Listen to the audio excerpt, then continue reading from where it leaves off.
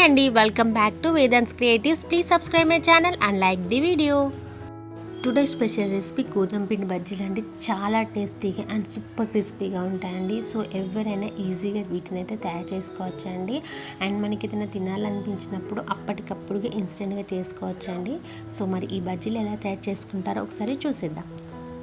ముందుగా నేనైతే ఒక కప్పు గోధుమ పిండిని తీసుకున్నానండి. సో ఇందులో సన్నగా తరిమి పెట్టుకున్న క్యారెట్ని, అలాగే కొంచెం సన్నగా చాప్ చేసుకున్న ఆనియన్స్ని, అలాగే సన్నగా కట్ చేసి పెట్టుకున్న పచ్చిమిర్చిని, కొంచెం కొత్తిమీరని, కొంచెం కరివేపాకు, అలాగే ఒక స్పూను వామును కూడా యాడ్ చేస్తున్నానండి. సో అలాగే 1 స్పూన్ జీలకర్ర, రుచికి సరిపడా ఉప్పు వేసుకుంటున్నాను, అలాగే కొద్దిగా కారం కూడా వేసుకుంటున్నానండి.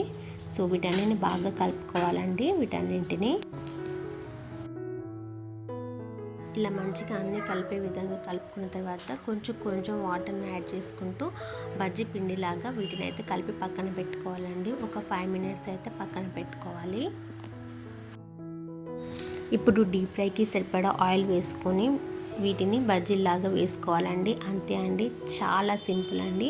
సో ఈ బజ్జీలు అయితే కొంచెం లో టు హై ఫ్లేమ్లో కాల్చుకోవాలండి.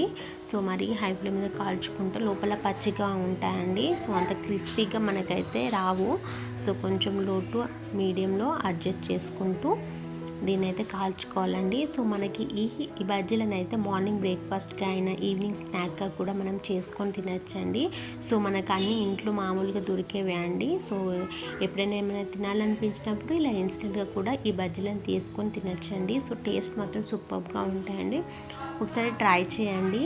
సో అంతేనండి, ఎంతో టేస్టీ అండ్ క్రిస్పీ బజ్జీలు అయితే రెడీ అయిపోయాయండి. సో మీకైతే వీడియో నచ్చిందని అనుకుంటున్నాను ఫ్రెండ్స్. ఒకవేళ వీడియో నచ్చితే ప్లీజ్ లైక్ చేయండి అండ్ అలాగే మన ఛానల్ని సబ్స్క్రైబ్ చేసుకోండి. అలాగే సపోర్ట్ చేయాలని కోరుకుంటున్నాను ఫ్రెండ్స్. Thank you.